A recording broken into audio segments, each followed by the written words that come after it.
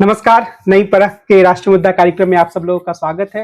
हर सप्ताह की तरह ही हमारे साथ अभय जी और आनंद जी हैं और हम इनसे बातचीत करेंगे सप्ताह भर जो देश और दुनिया में राजनीतिक घटनाक्रम हुए उनके बारे में। आप दोनों लोग का स्वागत है। आनंद सर, अभी तक जो प्रधानमंत्री जी ने संबोधन दिया कल, उसके बारे में एक विश्लेषण आया है कि भाई ये तो अपनी गरिमा से काफ़ी नीचे गिरकर उन्होंने काम किया है कि जो प्रधानमंत्री का संबोधन होता है वो तो एक राष्ट्र के नेता के रूप में उनको देना चाहिए था, पर वहाँ आकर वो चुनाव प्रचार करने लगे। लेकिन कुछ लोग अभी भी ये कहते हैं, उनके समर्थक भी और कुछ उनको शंका की दृष्टि से देखने वाले भी, कि कुछ भी कहिए एक राजनीतिक दिमाग तो उनके पास है और उन्होंने एक मास्टर स्ट्रोक खेला है। क्या आपको ये लगता है कि नरेंद्र मोदी जी ने राजनीतिक सूझबूझ का कदम उठाया है महिला आरक्षण विधेयक को लेकर, जो उन्होंने कल पूरी बातें कहीं राष्ट्र के नाम संबोधन में? आप इसे कैसे देखते हैं? डॉक्टर कमल, मेरे ख्याल में आप चूंकि पढ़ाते हैं और प्रोफेसर हैं, तो आप खराब बातों का भी अपने मुंह पे जिक्र नहीं करते हैं। ये राजनीतिक सूझबूझ नहीं, ये गिरोह की एक सोची समझी वो जो जो गंदी घटिया तरह की वो होती वो है। ये राजनीतिक सूझबूझ नहीं है। इस देश में राजनीतिक सूझबूझ लोगों ने बहुत दिखाई है। डॉक्टर लोहिया ने भी जवाहरलाल नेहरू के अगेंस्ट या महारानी गायत्री के अगेंस्ट एक बहुत साधारण महिला को खड़ा किया था। वो सब राजनीतिक सूझबूझ थी और एक मैसेज दिया था। चार आना बनाम, मतलब मैं इसलिए इस बात को कह रहा हूँ, राजनीतिक सूझबूझ है। ऐसा नहीं कि इस देश में ये सब नहीं हुआ है, लेकिन ये दुड़ी तिड़ीबाजी करना, इधर का उधर कर देना, हेरा फेरी करना, ये गिरोह करता है। ये जो जो कतरे होते हैं जो बस में चलते हैं, वो ये सब इस तरह की हरकतें वो करते हैं। ये कोई राजनीतिक सूझबूझ मेरे हिसाब से नहीं है। क्योंकि आप प्रोफेसर साहब हैं, आप इस तरह की बातें भाई नहीं करते हैं, आपकी ट्रेनिंग दूसरे तरह की है। लेकिन मैं इसमें कहीं कोई मुझे ऐसा लगता है कि अगर हम लोग कुछ भी ऐसा करेंगे तो हम शायद देश के साथ उचित नहीं कर रहे हैं। कल मोदी जी ने जो किया वो अच्छा, बार बार लोग ये कह रहे हैं कि उन्होंने अपनी गरिमा के अनुरूप नहीं। मुझे पिछले 12 साल में बता दिया उन्होंने गरिमा के अनुरूप क्या काम किया है। मुझे एक काम बता दी कि उन्होंने ये गरिमा के अनुरूप किया है। जो व्यक्ति, चाहे राजनीतिक प्रतिद्वंदिता हो भाई, उनके, अब मैं एक एक गिनाना शुरू कर रहा हूं। जैसे मोदी जी, अरुण जेटली ने उनको प्राइम मिनिस्टर बनाने में अरुण जेटली का नाम था। एक आदमी जो रिस्पॉन्सिबल, अगर कहा जाएगा कि एक आदमी कौन, पर बहुत से लोग होते हैं, उसका नाम अरुण जेटली था। वो व्यक्ति मर गया तो ये आदमी आया नहीं था उसकी उसमें भाई अंत्येष्टि में। ये आप किसकी बात करेंगे? आप जो आदमी अपनी माता जी को 6 हट्टे कट्टे आदमी रहने के बाद अगर एटीएम की लाइन में लगवाए एक 85 साल की महिला को, फोटो खिंचवाए उसकी, आप उसको वो बोलते हैं?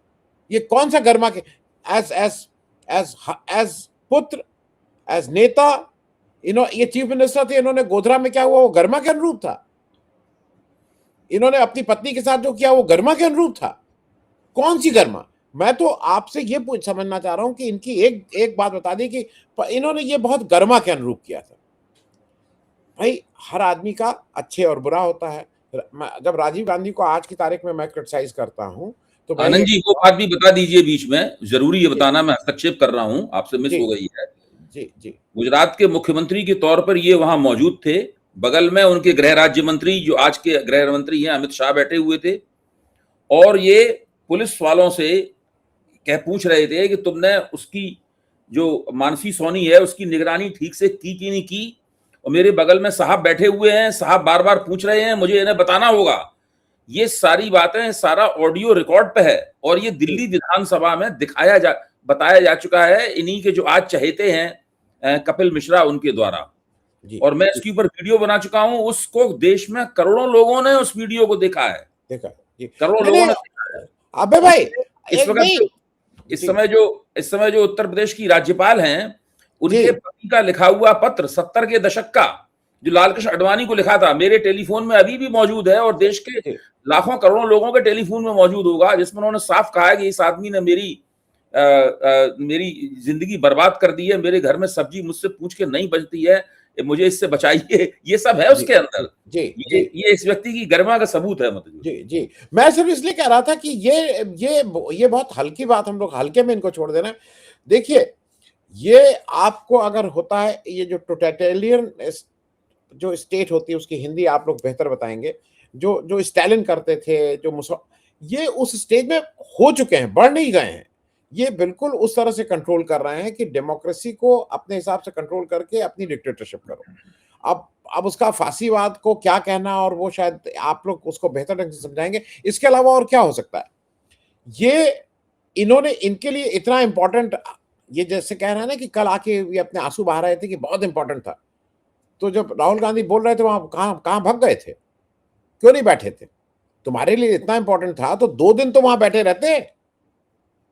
2 दिन फिर वही जोड़ तोड़ करने में इधर उधर, क्योंकि जो जो इस तरह के लोग हैं वो कुछ ना कुछ योजना षड्यंत्र बनाते रहते हैं। भाई आप ये कह रहे हैं कि आपके लिए बिल्कुल जीवन मरण का प्रश्न था, तो 2 दिन गायब कहां हो गए थे? और खास करके जब राहुल गांधी बोल रहे थे तो कहां गायब थे? क्यों गायब थे? आपसे नहीं पूछे कोई? कल जो इन्होंने काम किया, मैंने तो मतलब आपको देख के, हाँ, मैं एक व्यक्तिगत समारोह में था जहां बहुत से, और ज्यादातर वो भक्त लोग थे, क्योंकि वो अपर कास्ट लोग वहां ज्यादा थे।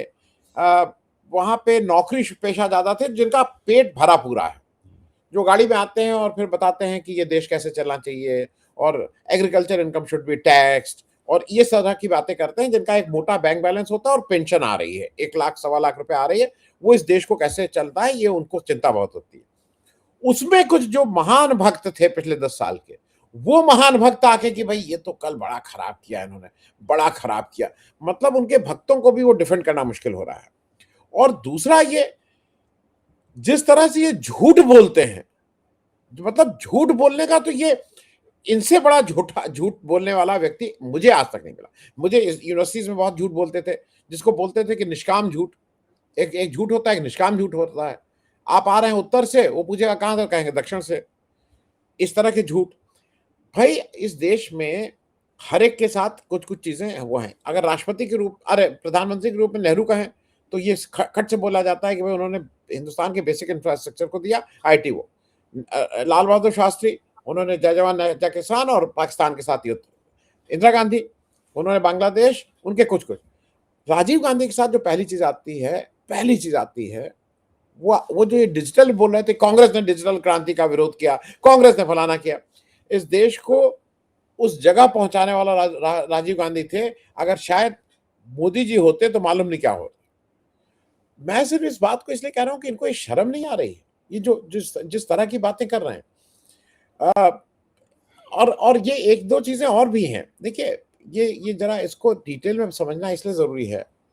ये क्यों डेस्परेट है इस समय डिलिमिटेशन कराने के लिए? वुमेन रिजर्वेशन छोड़ दिया, डिलिमिटेशन में एक डिलिमिटेशन कमीशन बनता है।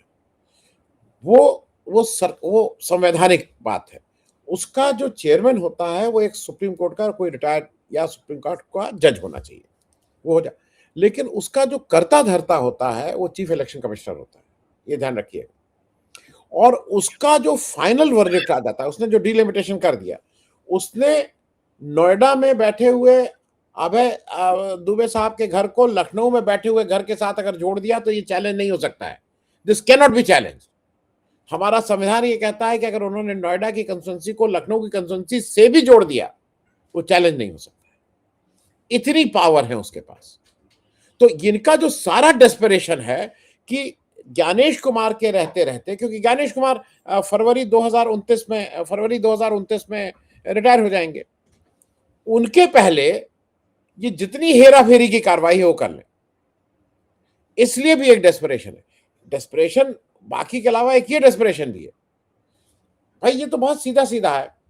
3 लाख की, जैसे उत्तर प्रदेश में मोटे तौर पे 20 लाख की एक कंस्टिट्यूंसी, मैं उत्तर प्रदेश की बात कर लूं, तो जो मुस्लिम बाहुल्य होगा तो 30, 35, 40 लाख की एक कंस्टिट्यूंसी कर देंगे और बाकी की 2 कंस्टिट्यूंसी निकाल देंगे। मतलब 20-20 लाख की 3 कंस्टिट्यूंसी, 60 लाख मुस्लिम आबादी वाले एक एक मोहल्ले को आइडेंटिफाई करके उनको एक जगह, पहले तो उनका वोट में का नाम कम कर दो, वोट में नाम करने के बाद जिनका नहीं कर पा रहे हो उनको एक जगह कन्फाइन कर दो, उस कंस्टिट्यूंसी को कर दो बड़ा, जो हम असम में देख रहे हैं, जो धुबरी और दूसरी वो जहां से वो जीत के आई है कांग्रेस, 26 लाख की कंस्टिट्यूंसी है भाई, दूसरी 9 लाख की है। आप इतना फर्क थोड़ा, और जब वहां डिलिमिटेशन अभी हुआ है। दूसरा, मतलब ये सारी चीजें इसलिए मैं कह रहा हूं कि ये भी समझना जरूरी है कि इनकी चालबाजी नकाब जैसे हो गया है। ये बिल्कुल जिसको कहते हैं कि नंगे खड़े हुए हैं, जिस तरह से लोकतंत्र की का ये मजाक उड़ा रहे हैं। और ये जो रोज रोज अब हल्ला कर रहे हैं, और मैं उस बात के साथ करके, क्योंकि इसमें बहुत कुछ कहने को है, कल लगातार झूठ बोले। अभी मैंने एआई से आपका कार्यक्रम शुरू होने से पहले मैंने देख लिया है, 59 बार कांग्रेस का नाम लिए हैं, 59 बार। आप ये कोई पब्लिक रैली कर रहे हैं, किसी को ये उम्मीद है कि इनसे election commission model code of, जो लोग बात कर रहे हैं ना मॉडल कोड ऑफ कंडक्ट लगा हुआ है, उस समय नहीं कहना चाहिए। मॉडल कोड ऑफ कंडक्ट ना भी लगा हुआ हो, प्रधानमंत्री इस तरह से नहीं यूज कर सकता है। मैं आज भी नरेंद्र मोदी जी को सारे पॉइंट दे दूंगा, अगर कल परसों नरसों नरेंद्र मोदी जी आके कहते हैं कि लीडर ऑपोजिशन के लिए भी ये 8:30 बजे वो करेंगे राष्ट्र का नाम संदेश, और चैलेंज कर दें राहुल गांधी को, आके बोले ना राहुल गांधी सबके सामने, इनका जो कहना वही दुड़ीबाजी, वही बेईमानी कि इनकी वो नागरिकता है, इनकी फलाना नागरिकता है, इनका ये। मोदी जी ये भूल रहे हैं कि राहुल गांधी तो बाहर जाके पढ़े थे और उनका नागरिकता और क्या क्या आप उसमें समझा रहे हैं। मोदी जी केसेस अगर खुल गए ना तो वो तड़ी पार से लेके और जस्टिस लोया और हरेन पांड्या मालूम नहीं क्या क्या केसेस खुल जाएंगे, ये ध्यान रखिएगा। क्योंकि ये जो आप एक नया वो शुरू किए, मैं ये सारी बातें इसलिए कह रहा हूं कि ये देश का दुर्भाग्य है। आज मोदी जी कल रात में आए होते, मैं अभी भी इस बात को मान रहा हूं, अगर मोदी जी, मैं एक पॉलिटिकल पार्टी के साथ लंबे समय तक जुड़ा रहा हूं, अगर कोई इनका पॉलिटिकली कोई इनको ठीक एडवाइस देने वाला होता, वो कहता कि मोदी जी आज 8:30 बजे जाइए और बात करिए जंग की, बात करिए कि भारत के सामने चैलेंजेस क्या हैं, बात करिए इसकी, आप इस पूरे इसका जो आपकी हार हुई है इसको बात ही मत करिए, डोंट टॉक ऑन दैट। वो आपका स्टेट्समैनशिप होती, वो ये माना जाता कि देखो एक बड़ा नेता जो है इस समय देश की समस्याओं को वो कर रहा है, ये गई। आप सारे विमर्श को डाइवर्ट कर दिए होते, उसकी जगह मालूम नहीं क्या कर रहे थे डॉक्टर कमल। अबे सर, ये एक बात कही जा रही है कि नरेंद्र मोदी की सरकार को, उनकी पार्टी को ये पता था कि संसद में यही होने वाला है और वो एक पूरा खेल रच रहे थे ताकि इसका उपयोग कर सके चुनाव में। क्या यह बात सही है या फिर हम ये कहें कि उनको एक जबरदस्त राजनीतिक झटका लगा है और उस राजनीतिक झटके से उबरने के लिए इस तरह की कहानी गढ़ी जा रही है? देखिए, आनंद जी ने जो आलोचना रखी है उससे पूरी तरह सहमत होते हुए मैं थोड़ा नरेंद्र मोदी की तरफ से सोचना चाहता हूं। हम लोगों ने नरेंद्र मोदी को काफी कुछ आड़े हाथों लिया, जो हमें लेना भी चाहिए था, मैं भी उसमें शामिल था। मेरी और आनंद जी की आवाज इसमें एक ही आवाज है, लेकिन अब मैं उनकी तरफ से कुछ सोचना चाहता हूं। नरेंद्र मोदी इस समय अपने राजनीतिक जीवन के सबसे कमजोर दौर से गुजर रहे हैं, उस सबसे कमजोर विकेट के ऊपर बल्लेबाजी करने की विफल कोशिश कर रहे हैं। हर घटना इस तरह की घटित हो रही थी कि उनके हाथ से राजनीतिक पहलकदमी निकलती जा रही थी पूरी तरह। जैसे ट्रंप ने लगातार ऑपरेशन सिंदूर के बाद उनकी सीरियल इंसल्ट की, नरेंद्र मोदी के पास उसका जवाब नहीं है। अब ये जो ईरान युद्ध हुआ उसमें इजराइल में गए और इन पे आरोप लगाया जा रहा है, मैंने खुद आरोप लगाया कि ट्रंप के कहने पे वहां पर गए और तब से बिल्कुल चुपचाप बैठे हुए, आज तक जवाब नहीं दिया कि इजराइल क्यों गए थे। इसके बाद में पाकिस्तान देखिए, इस वक्त सारी दुनिया की निगाहें पाकिस्तान और इस्लामाबाद के ऊपर हैं। अभी मंगल से फिर वहां पे वार्ता शुरू होगी और पाकिस्तान इतना खुश है कि शायद हो सकता है ट्रंप ही वहां पे आ जाएं। उसने इसलिए विशेष इंतजाम ट्रंप की अगवानी के लिए करने शुरू कर दिए। तो इस वक्त सारी दुनिया की निगाहें पाकिस्तान के पास हैं। नरेंद्र मोदी के पास कोई किसी किस्म की पहलकदमी नहीं थी। देश में महंगाई का बम फूट रहा है, मजदूर सड़कों पर आके आंदोलन कर रहे हैं, कुछ भी ऐसा नहीं था जो नरेंद्र मोदी, मतलब ये लोग हाथ पर हाथ रख के बैठे थे। इनके पास करने के लिए कोई काम नहीं था, बोलने के लिए कुछ नहीं था, इनके पास कोई एक स्लोगन नहीं था, इनके पास झेलने के लिए केवल आलोचना थी, जवाब देने के लिए केवल सवाल थे जिनके ये जवाब नहीं दे पा रहे थे।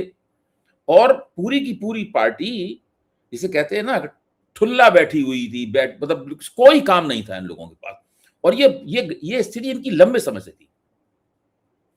मैं कहता हूं कि इन लोगों ने इस तिकड़म के जरिए, जो एक गंदी सी तिकड़म उन्होंने की है, इस तिकड़म के जरिए पहली बात तो यह है कि अपनी पार्टी को कुछ काम दे दिया।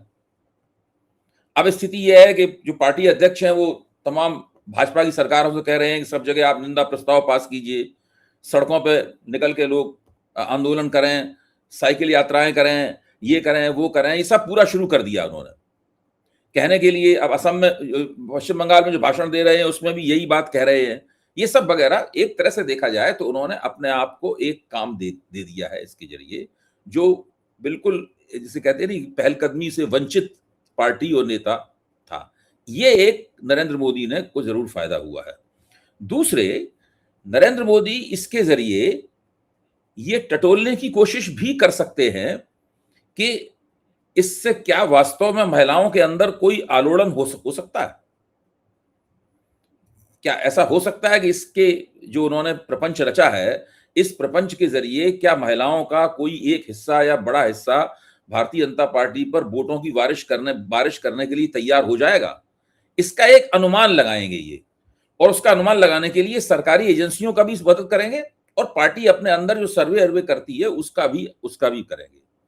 अगर वहां से खबर ये आई कि इनका ये दांव ठीक बैठ गया है और सारी नहीं तो कम से कम एक बड़े पैमाने पर महिलाएं जो हैं वो इनकी तरफ हमदर्दी के साथ देख रही हैं, ऐसी इनको खबर लगी, तो ये कुछ और भी तिकड़म सोच सकते हैं।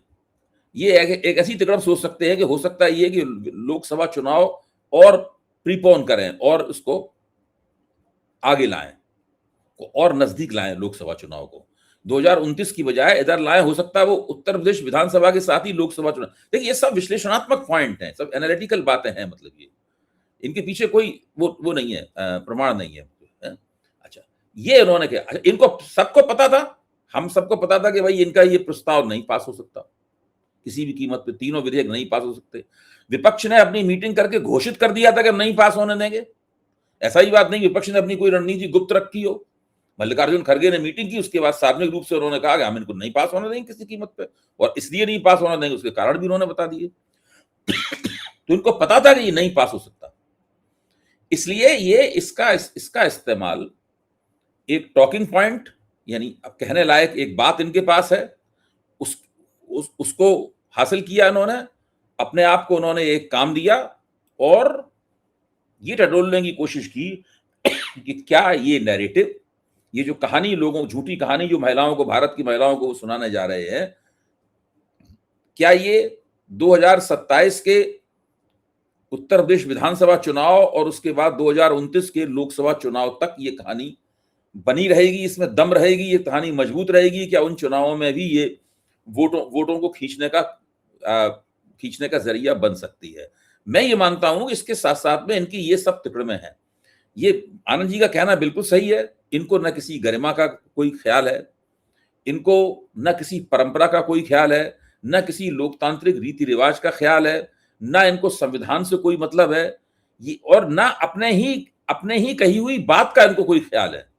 भाई जब 2023 में ये सर्वसम्मत से लोकसभा में पारित हुआ था, राज्यसभा में तो यूपीए के जमाने में पारित हो गया था, जब पारित हुआ था तभी विपक्ष ने कहा था कि आप 543 में इसको लागू कर दीजिए, इसको नत्थी मत कीजिए आप परिसीमन से और जनगणना से।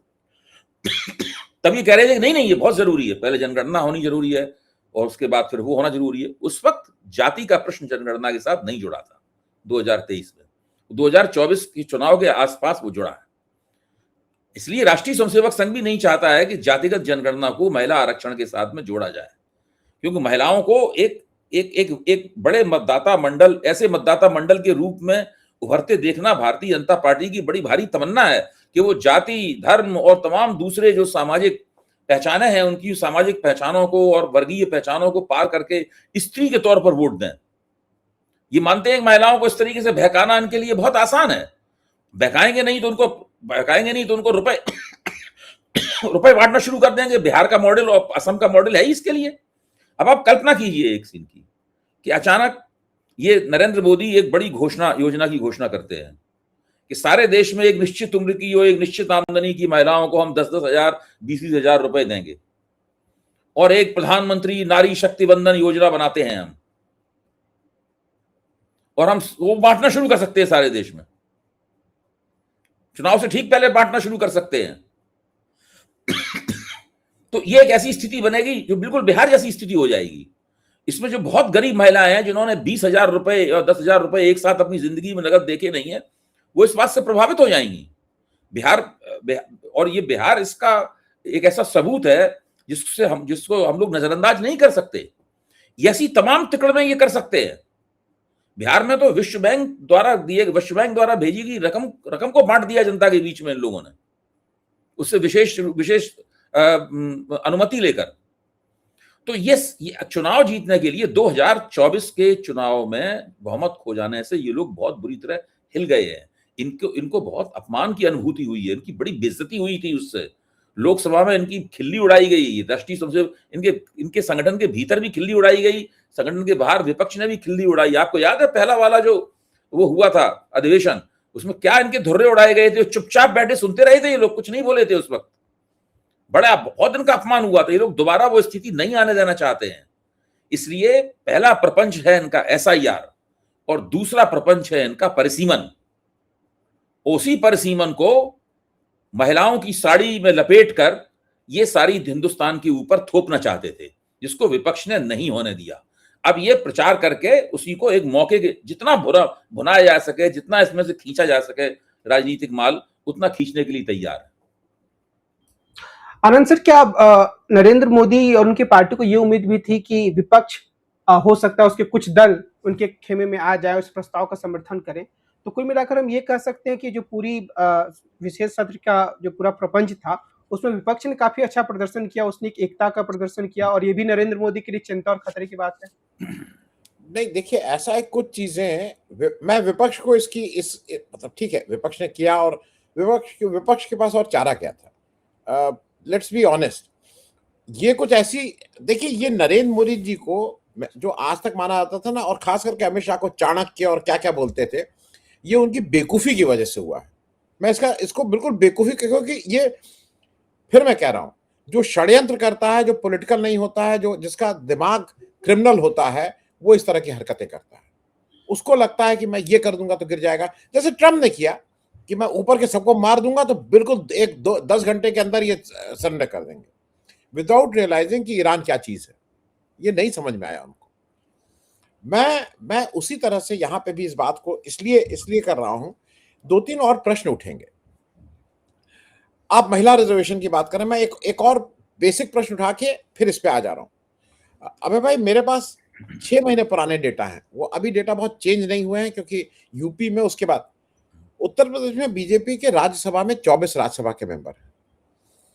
अब ये बात करते हैं उसमें केवल 2 शेड्यूल कास्ट हैं, 2 दलित हैं, ब्रजलाल और मिथिलेश कुमार। बाकी 22 सवर्ण हैं। सवर्ण मतलब शेड्यूल कास्ट जो नहीं है, ऊंची जातियों के। ऊंची जाति। विधान परिषद में बीजेपी के 79 एमएलसी हैं, केवल 2 शेड्यूल कास्ट है, लालजी निर्मल और सुरेंद्र चौधरी। ये बात मैं इसलिए कह रहा हूं कि आज एक प्राइवेट मेंबर बिल, आज या कल, मैं नाम भूल रहा हूं, जिसने राज्यसभा में मूव किया था कि आप राज्यसभा में अभी से लागू करिए, फ्रॉम दिस टाइम। आप कहिए कि 33%, एक प्राइवेट मेंबर, डीएमके के जो भी था, तो आपकी नीयत तो साफ सामने दिखाई दे रही है। ना आप महिलाओं के हैं, ना आप दलित के हैं, आप सिर्फ बेवकूफ बनाते हैं सबको। भाई, चूंकि राज्यसभा में और विधान परिषद में वो नहीं होता, आरक्षण नहीं होता है, तो आपने आरक्षण देते हैं आप, तो इसीलिए आप उससे भाग रहे हैं।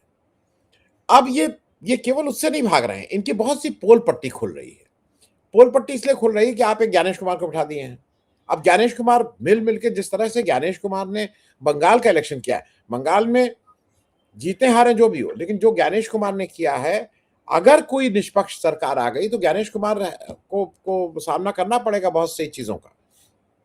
मैं 1-2 चीजें और कह दूं। ये जो आपका जो प्रश्न था कि विपक्षी, मोदी जी और अमित शाह की बेवकूफी की वजह से ये सारा विपक्ष को एक हो जाना पड़ा। वो एक हो गया।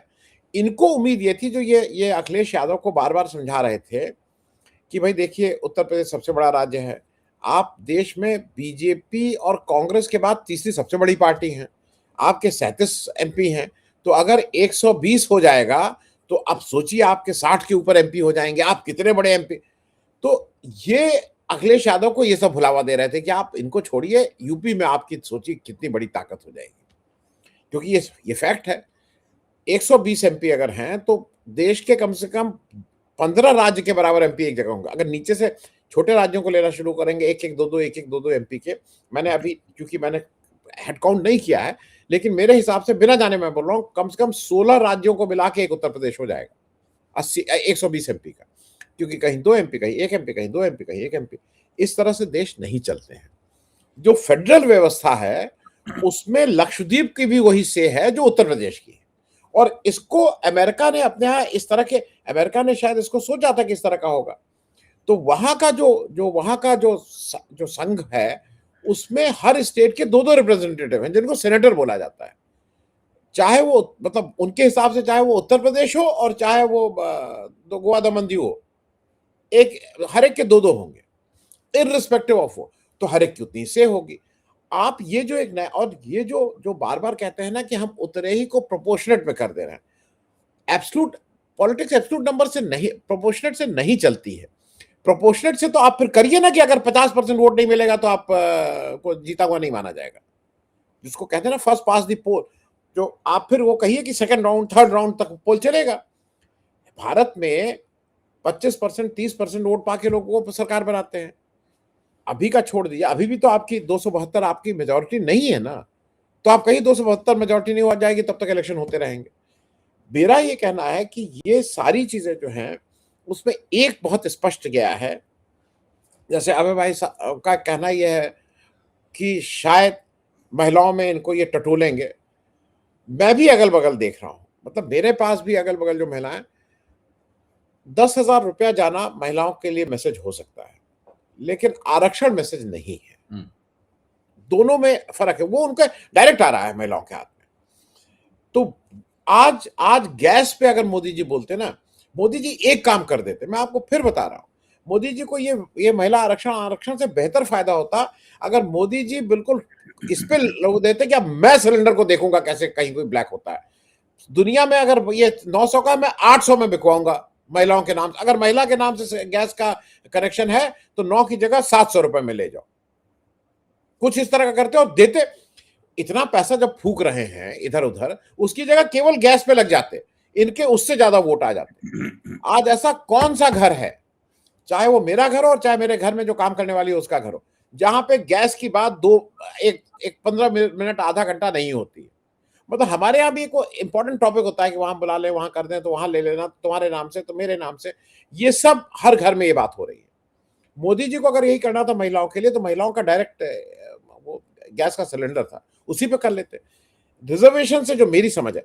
लेकिन दूसरी तरफ जो मेरा अभय भाई, जो मेरा मुझे लगता है इन्होंने एक जो सबसे बड़ा अपना नुकसान कर लिया है, वो इन्होंने दक्षिण के राज्यों में जो मैसेजिंग गई है वो बीजेपी के लिए बहुत खराब मैसेजिंग गई। और अगर केरल का इलेक्शन उससे पहले होता तो वो भी दिखता। डीएमके वाले इलेक्शन में मेरे लिए एक ये भी होगा कि बीजेपी का वोट पिछली बार कितना मिला था और इस बार कितना मिलेगा, वो भी एक पैमाना होगा मेरे लिए कि इसका क्या फर्क पड़ा है। और वेस्ट बंगाल तो होगा ही होगा, इसमें कहीं कोई दो राय नहीं है। मेरे हिसाब से विपक्ष के पास और कोई चारा नहीं था, लेकिन जब जोरदार ढंग से विपक्ष ने कहा, राहुल गांधी ने भी कहा कि जब तक हम लोग हैं संपूर्ण विपक्ष, दक्षिण के राज्यों, तुम्हें ये एतबार और इत्मीनान होना चाहिए कि तब तक हम डिलिमिटेशन नहीं होने देंगे चाहे कुछ हो जाए। ये मैसेज वहां ठीक से गया है। वहां पे स्टालिन, और स्टालिन कोई अब बच्चे नहीं, स्टालिन 65 मेरे ख्याल में 60-65 साल के। मैं एक गर्मा की बात और कह दूं, ये इतने गंदे लोग हैं, इतने गंदे हैं। मोदी जी को अभी तो बहुत याद आ रहा है, एक जब इनके लड़की की उम्र के साथ जब इनका नाम जोड़ा जा रहा था, जो मेलोनी जो थी इटली की, कितना प्रसन्न होते थे बीजेपी के। मैंने अभी बात करते करते देखा वो 77 बॉर्न है, मोदी जी से 27 साल छोटी हैं।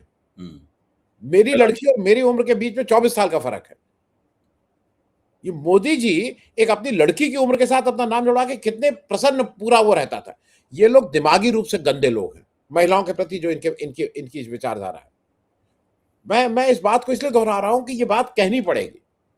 अगर आज की तारीख में ये बात नहीं कहेंगे तो शायद मैं अपने साथ और इस देश के साथ न्याय नहीं करूंगा। डॉक्टर कमल, अब सर, जब राहुल गांधी भाषण दे रहे थे तो उसमें वो बहुत सारी एक अदृश्य शक्ति जैसी कुछ बातों का इशारा कर रहे थे, जिसके बारे में लोग मानते हैं कि शायद वो एप्स्टीन फाइल का जिक्र करना चाह रहे थे। तो उन्होंने एक बात कही कि यहाँ जितने लोग बैठे हैं, भाजपा की तरफ इशारा करके, उससे मैं ज्यादा जानता हूं, आप ये लोग बात मानिए। और आखिर में उन्होंने कहा कि 16 का एक पजल है। तो क्या कुछ ऐसी चीजें हैं जो कि देश के बाहर हैं, बाहर घटित हुई हैं और हमारे देश की राजनीति को संचालित कर रही हैं? ये जो आरोप नेता प्रतिपक्ष लगाते हैं, उसमें आप कोई दम देखते हैं, पहली बात। और दूसरी बात, क्या आपको लगता है कि आम लोगों में भी इस तरह की एक कसमसाहट है, चर्चा है? आपको लगता है कि ये भी एक विषय है? देखिए, इस तरह की बातें समाज के उस हिस्से पर असर डालती हैं जो कि राजनीति के साथ में नजदीकी से जुड़े हुए हैं। यानी जो पॉलिटिकल सर्किल है वहां उनका असर होता है। आम जनता से पे इन चीजों का असर नहीं होता। वो इनके आधार पर वोट डाला जाए न डाला जाए इसका फैसला नहीं करते। वो आम जनता का वही है कि भाई हमको क्या मिल रहा है, हमारी क्या हालत है, हमारी हालत ठीक है कि नहीं है, मतलब जो है इन प्रश्नों के आधार पर होता है ये। तो मुझे नहीं लगता कि इन चीजों से कोई वोट के मोर्चे पर फर्क पड़ता है, लेकिन इन चीजों से मीडिया में फर्क पड़ता है। मीडिया के जो कंज्यूमर्स हैं, मीडिया का जो लोग उपभोग करते हैं, जो बड़े पैमाने बहुत ज्यादा टीवी देखते हैं, बहुत ज्यादा सोशल मीडिया देखते हैं, बहुत ज्यादा अखबार पढ़ते हैं, बहुत ज्यादा गॉसिप में व्हाट्सएप यूनिवर्सिटी में से जुड़े रहते हैं, गॉसिप से जुड़ते हैं, आपस में दिन रात चर्चा करते हैं, सवेरे टहलते हुए चर्चा करते हैं, फिर रात को डिनर पे चर्चा करते हैं या अपने खाते पीते हुए चर्चा करते हैं। उन लोगों के दिमाग पे इनका असर पड़ता है। वो लोग हैं समाज का एक छोटा हिस्सा है। मेरा मानना है कि ऊपर का जो 10-11% है, यानी इस समाज का जो उपभोक्ता वर्ग है, जिनके पास खरीद की शक्ति है, आप कह सकते हैं कि मोटे तौर पर इस तरह की खबरें उनको प्रभावित करती हैं। जैसे ही उससे नीचे जाता है, मुझे अभी तक इसका कोई व्यवहारिक रूप से सबूत नहीं मिला है कि उनको भी ये बातें प्रभावित कर रही हैं। इसलिए, लेकिन ये बातें महत्वपूर्ण होती हैं। ये जिसको अंग्रेजी में पैलेस इंट्रिग बोलते हैं, मतलब ये उस किस्म की बातें हैं। ये बातें महत्वपूर्ण होती हैं। देखिए, अडानी और नरेंद्र मोदी का संबंध क्या है? एप्स्टीन फाइल किस किस्म की है? नरेंद्र मोदी के अपने जो तमाम सारे निजी जीवन के जो प्रकरण रहे हैं, जिनके ऊपर हम लोग अभी भी बात की, हमने पहले भी बात करते रहे हैं, वो सब क्या है? नरेंद्र मोदी और अमित शाह के संबंध क्या हैं? किस तरह के संबंध हैं? अगर कोई आदमी किसी का पॉलिटिकल लेफ्टिनेंट है, तो वो उसका काम ये तो नहीं है कि वो उसकी प्रेमिका की निगरानी करने का भी काम करे। ये उसका नहीं है। किस तरह के संबंध हैं अमित शाह और नरेंद्र मोदी के? ये तमाम प्रश्न जो है ना, ऐसे प्रश्न हैं जिन प्रश्नों का उत्तर तभी मिलेगा जब ये सत्ता में नहीं रहेंगे। नरेंद्र मोदी की डिग्री किस प्रकार की डिग्री है? एंटायर पॉलिटिकल साइंस कौन सा डिसिप्लिन है जिसके अंदर डिग्री इन्होंने प्राप्त की? अब दूसरे हो गए सम्राट। अब सम्राट चौधरी के बारे में आज पता नहीं किसने कहा, शायद वो जो पहले आर.के. सिंह, हाँ, आर.के. सिंह ने एक वक्तव्य दिया है कि ये लालू राज से भी बड़ा जंगल राज स्थापित करेंगे और ये राबड़ी देवी से भी कम पढ़े लिखे हैं। ये आर.के. सिंह ने आज वक्तव्य दिया है कि लालू राज से भी बड़ा जंगल राज स्थापित करेंगे और राबड़ी देवी से भी कम पढ़े लिखे हैं, उन्होंने ये कहा। अच्छा, अब इसका मतलब ये नहीं है कि जो लवकुश समीकरण है उसके लिए सम्राट चौधरी एक उपयोगी व्यक्ति नहीं है। वो उनकी वहां पे उपयोगिता नहीं खत्म होगी। तो मेरा मानना है कि ऊपर का 10-11% या ज्यादा 15% भारतवासी आप कह सकते हैं जो इस प्रकार की चर्चाओं से प्रभावित होते हैं। आनंद सर, एक आखिरी टिप्पणी आपसे चाहूंगा कि जो बंगाल में चुनाव होने वाले हैं, उनका ये सारा कुछ जो इस हफ्ते हुआ हमारे देश में, उस पर प्रभाव पड़ेगा? महिलाओं का वोट हो सकता है नरेंद्र मोदी की पार्टी को मिले, ऐसी संभावना आप देखते हैं? नहीं, मैं तो इसको देख रहा हूँ कि ये काउंटर प्रोडक्टिव हुआ है। मतलब मुझे इसमें कहीं कोई वो नहीं है। और एक और चीज ध्यान रखिएगा, टीएमसी बहुत फोकस थी। टीएमसी के 7 मेंबर इसमें नहीं आए थे क्योंकि वो इलेक्शन को लेके बहुत ही संजीदा है। इधर से सब आए थे, लेकिन टीएमसी ने अपने 7 मेंबर्स को नहीं आ पाए थे, उनके मेंबर ऑफ पार्लियामेंट, और वो इम्पोर्टेंट है। हाँ, चुनाव में व्यस्त थे और ठीक बात भी थी। उनको ये था कि इस तरह से उन्होंने दूसरा ये है कि इससे पोल पट्टी खुली है समाज का। मैं कह रहा हूं ना, जिस वर्ग की हम और अभय जी बात कर रहे हैं, वो खाया पिया पेट है, कल सुबह के रोजी की चिंता नहीं है। यही देखना है कि इस बार पैसा बच गया तो भाई बहुत ज्यादा नहीं तो वियतनाम घूमने चलें, कि गुलमर्ग घूमने चलें, कि गोवा घूमने चलें, जिसमें मैं भी आता हूं कि इस बार की छुट्टी कहाँ मनाई जाए, तो नैनीताल मनाई जाए, तो थोड़ा डाउनटाउन है तो गोवा चले, विदेश के बाहर चलें। ये जो वर्ग है जो अघाया हुआ है, ये उसके लिए तो फर्क पड़ता है। उसके लिए ये सब चीजें फर्क पड़ती हैं कि इन्होंने क्या किया, इन्होंने नहीं किया, नहीं तो ये हो जाता। लेकिन बंगाल में, बंगाली अस्मिता, मैं बंगाल में रहा हूं। बंगाल बहुत ही अपनी अपनी सभ्यता, अपनी संस्कृति, अपने उस विरासत पे उसको बहुत, जिसको कहते हैं ना, they are not only proud, उनको दम्भ है। वो प्राउड से कुछ ज्यादा चीज है, प्राइड से बड़ी चीज है, उनको अपनी अस्मिता पे दम है। और उसको मोदी जी आज तक नहीं क्रैक कर पाए। मोदी जी जब भी करते हैं तो कुछ ना कुछ ऐसा बेवकूफी का काम कर जाते हैं कि बंगाल के साथ वो अपने को जोड़ नहीं पाते। उत्तर प्रदेश में सब जोड़ना आसान है, बंगाल में जोड़ना मुश्किल चीज है। तो मुझे ऐसा लगता है वो हिंदू मुस्लिम एक रिटोरिक करते हैं। इतने ज्यादा उन्होंने इतने वो चेंज करा दिए हैं बंगाल में, मतलब चीफ सेक्रेटरी से लेके एसडीएम तक के वो चेंज हुए हैं। परसों तक वो लगातार, कल तक वो लगातार इनकम टैक्स का, ईडी का लगातार छापा चल रहा है। आईपैक जो उसको संयोजक, उनके चुनाव को मैनेज कर रही है, उसके जो दूसरे साथी हैं उनको अरेस्ट कर लिया। ये सब होने के बाद ये काउंटर प्रोडक्टिव होगा बंगाल में, इसमें मुझे कहीं कोई दो राय नहीं लगती है। ये जो भी हुआ है पार्लियामेंट में, ये वही चीज होती है कि जब खराब दिन चलने लगते हैं ना, तो फिर आपको समझ नहीं आता। ये इस सरकार के खराब दिन शुरू हो चुके हैं, तो वो जो भी कर रहे हैं वो उल्टा पड़ रहा है। डॉक्टर कमल, आज की अपनी इस बातचीत को हम इसी बिंदु पर विराम देते हैं। हम अगले सप्ताह फिर मिलेंगे और अभय जी और आनंद जी से देश की राजनीति पर चर्चा करेंगे। आप दोनों लोगों का बहुत बहुत धन्यवाद। नमस्कार। Thank you.